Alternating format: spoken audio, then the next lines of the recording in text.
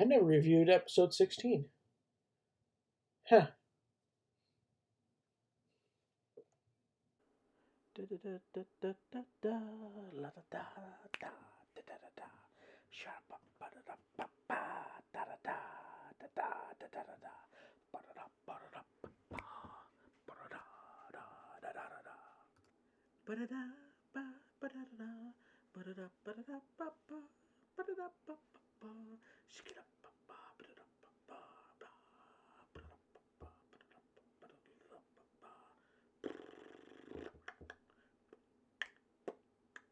Hello there, and welcome to my completely on time, not late at all, exactly when I meant to do it, like a space wizard review of episode 16 of The Mandalorian, The Rescue.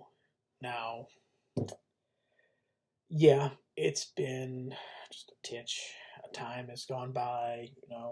Disney's had like two Marvel shows that have played since it aired.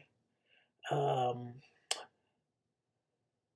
so yeah, some stuff has happened. I don't know. I don't know why. Actually, I do know why. Which we'll talk about in a little bit. But there's the big thing at the end that I'm sure everyone that's watching this right now already knows about.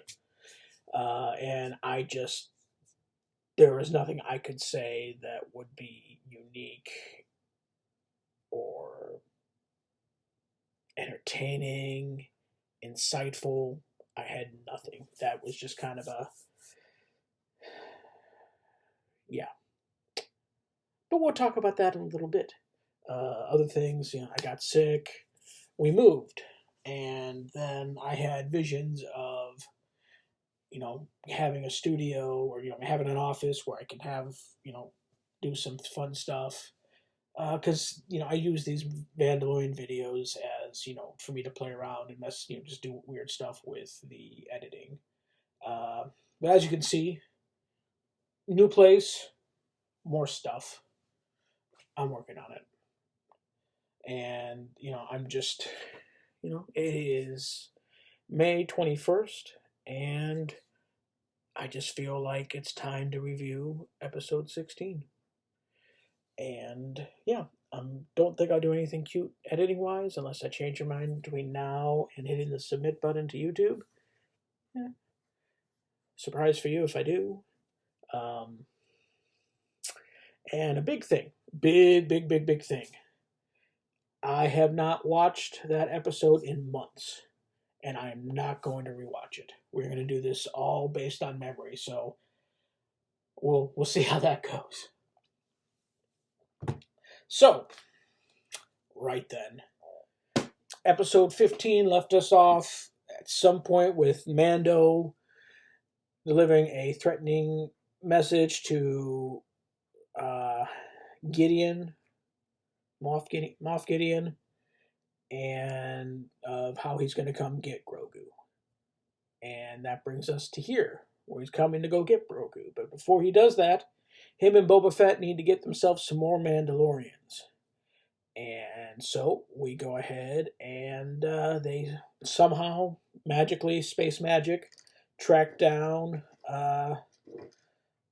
Oh my goodness, I don't remember her name.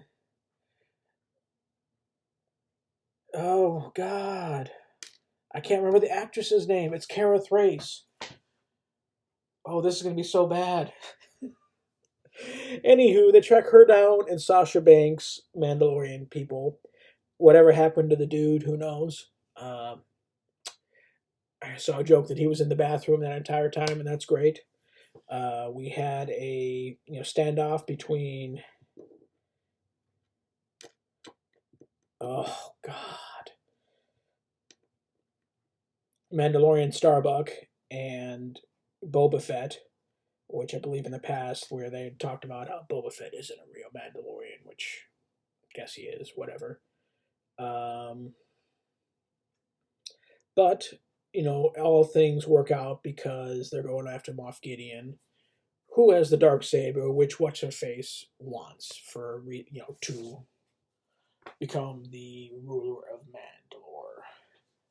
And so, yeah, that's all they need to get in. So we have a crackpot team of Cara Dune, some Mandalorians, including Boba Fett, and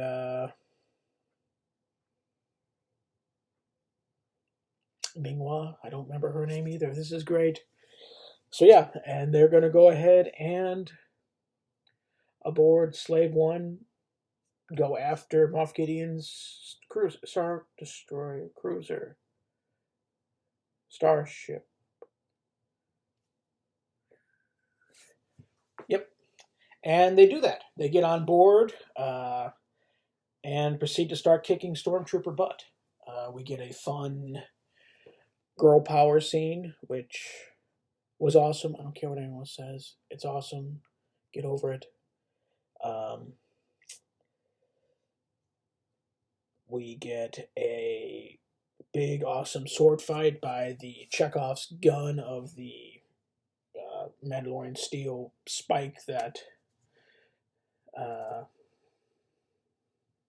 Din got. Din? Yeah. And Dark Moff Gideon and the dark saber, which was fun and rewarding, which Mando defeats Moff Gideon, captures him, and gets a hold of the dark saber. Unfortunately, Moff Gideon was able to wake up the Dark Troopers, which are basically space Terminators.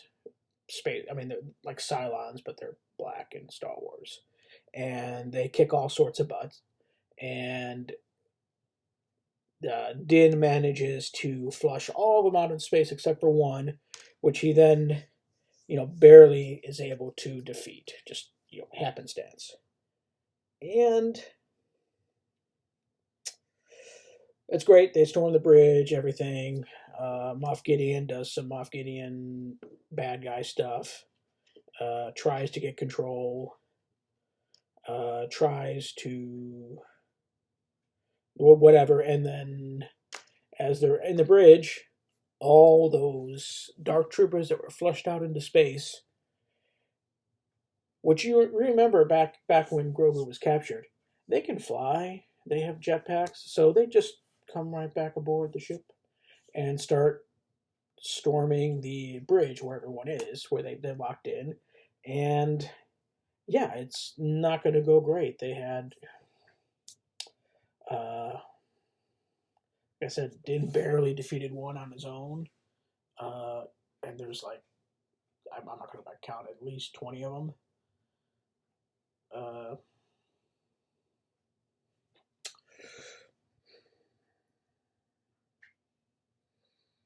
Yeah, so they're pounding on the door. Things aren't going great, and sad, dreary music is playing. And then, in the background, there's a little, the klaxon starts beeping a little bit, and a solo X-wing jumps out of hyperspace. And in all honesty, and I mean this 100%, in that instant, I kind of did a whole big, oh my god, are they actually doing it? Because I at that point I realized that there's only one person that would show up in an X-wing in the Star Wars canon that has any sort of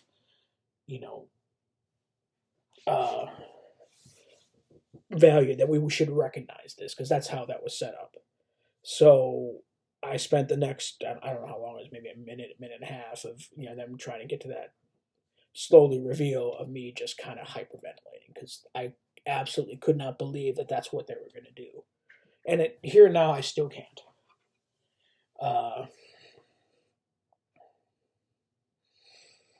So yeah, we get the slow reveal of a Jedi just hacking through those robots like they're nothing, absolutely nothing.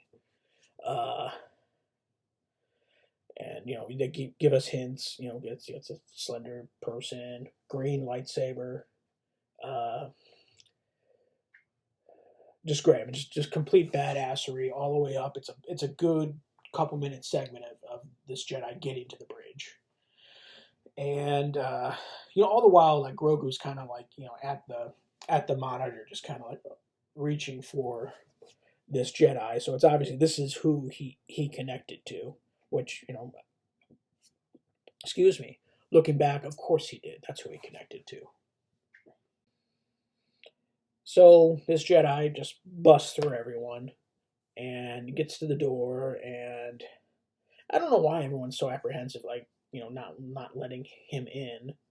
I mean, it's obvious it's a Jedi, and if he wanted to get in, he could. You might as well just have the courtesy to open up the door, which Din tells him to do it, and yeah, comes in, get the hood reveal, and it's Luke Skywalker, badass Luke Skywalker.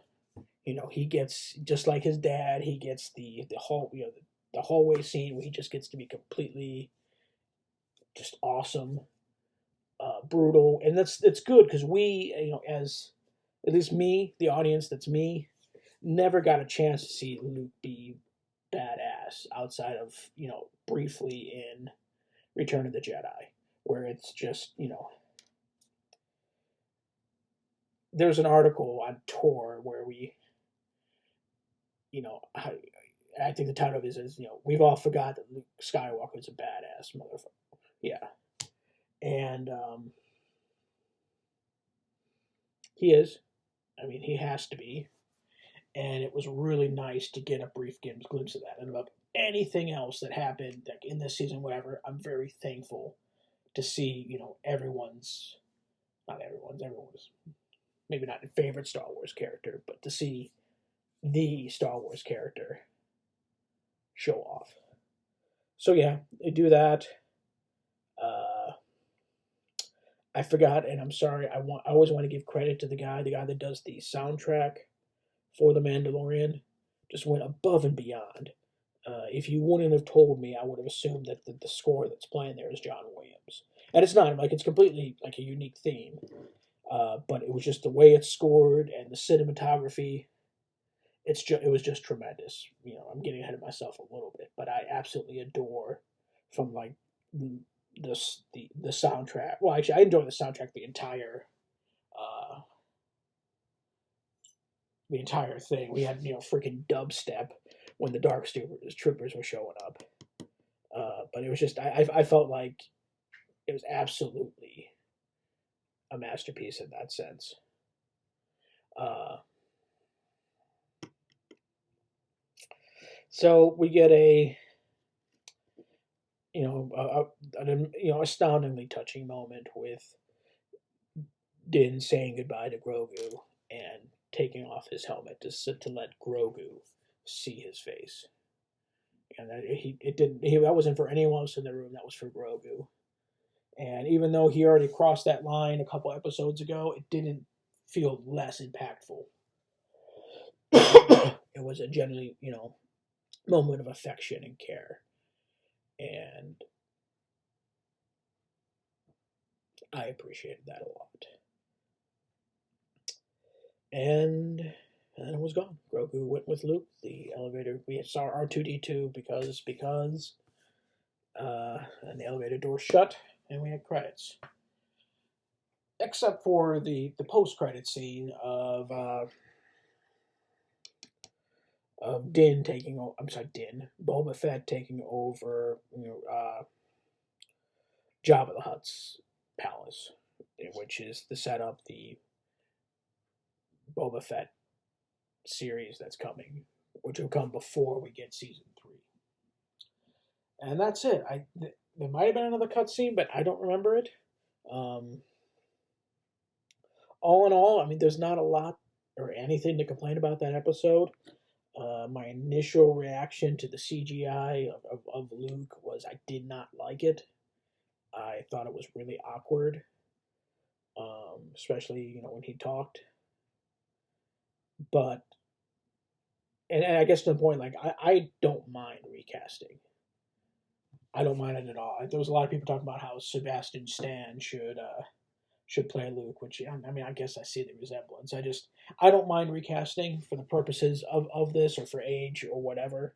I felt like what's his name did in the Solo movie did a great job playing Harrison Ford, even though I never thought he actually looked all that much like Harrison Ford, but he nailed the character, and I feel like, and no offense to anything, I feel like Luke, as much as I love the character, isn't a hard character to play. Sorry, my computer just did something weird. So yeah, I didn't like it, but in rewatches and sitting here and now, I don't mind it. It's not as bad. It doesn't stick out in my brain like the stuff in Rogue One, Leia and Tarkin. I just hate it. Um,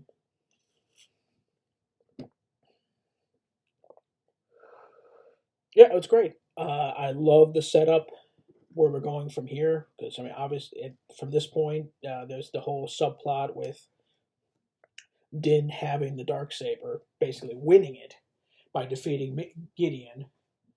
Uh, that at least he's at this point he's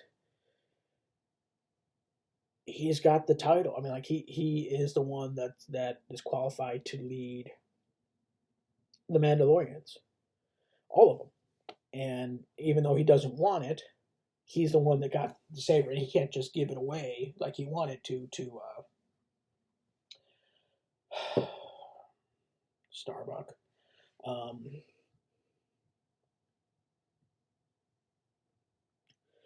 and initially I had some issues because Sabine from Rebels, she did exactly that. She gave the dark saber to Starbuck, and that was no problem then. All I can think of sometime between then and Gideon getting the saber is that somehow, and the fall of Mandalore, that played into it as far as like superstition or whatnot. That she must have lost it to Gideon, and I don't know if she felt like maybe she needs to do it right this time. I don't know. That's definitely something we're going to get into. But basically, where we stand now is that if Starbuck wants to rule Mandalore, the Mandalorians, be the leader, she has to win it off of Din. Excuse me. And yeah, so I think either we're going to see them trying to retake Mandalore, and as far as I know, like I don't know, like we can't look into the future as far as what happens with that. As far as I know, I don't think there's anything in canon about if they're successful in retaking Mandalore between this and the sequel stuff. Um, I know in the novelization prequel to The Force Awakens, they mentioned Mandalore a little bit as far as like Mandalorians training the First Order, but I don't know. So I don't know if it's successful. We don't know. Um, yeah, I feel like that's where we're at. There's been drama with Cara Dune, the actress that plays her. Um, whatever. I'm not gonna get into that. I don't care. Um, I can't wait. I'm enjoying the Star Wars content we have now. We've got the Bad Batch that is out now, and while it's definitely good and entertaining, I'm waiting for it to kind of take a turn and be entertaining and probably painful. Painful in the way that we're going to care about characters and they're going to do things and get hurt that hurt us or me specifically. Um, that's about it for Star Wars stuff. I don't know where we're at on movies. Don't care. We're just sitting waiting for Boba Fett series and the rest of the Mandalorian. Which I'm okay with. Are you okay with that? I briefly entertained notions of going over the Marvel series, WandaVision, which would have been good to talk about. And oh my goodness, uh, Falcon and Winter Soldier, Winter Soldier and Falcon. What was that called? Whatever. But both those are done, and I'm not going to go back and recap it like I've done this. This is already an insanely long video, and unless I did something interesting with it, probably not super entertaining. But, apologies. This isn't for you, viewer. This is for me, forcing me to do it, even though I know it's not good or entertaining. I am punishing myself.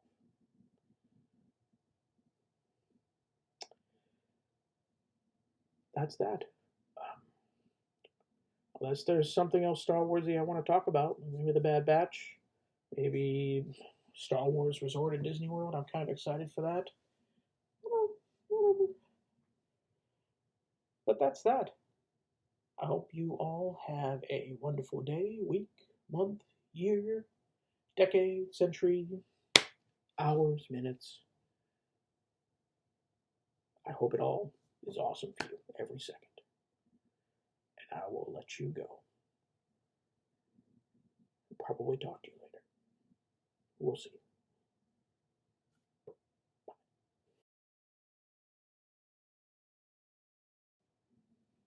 I'm not talking to anyone. There's no one there. There's a dog. And she's ignoring me. Well, they're both ignoring me. They're both right there. Hey! Hey! Hey! Hi! Do you want to talk Star Wars with me? Do you? Talk about Star Wars? Mandalorian? Grogu? No? I love you.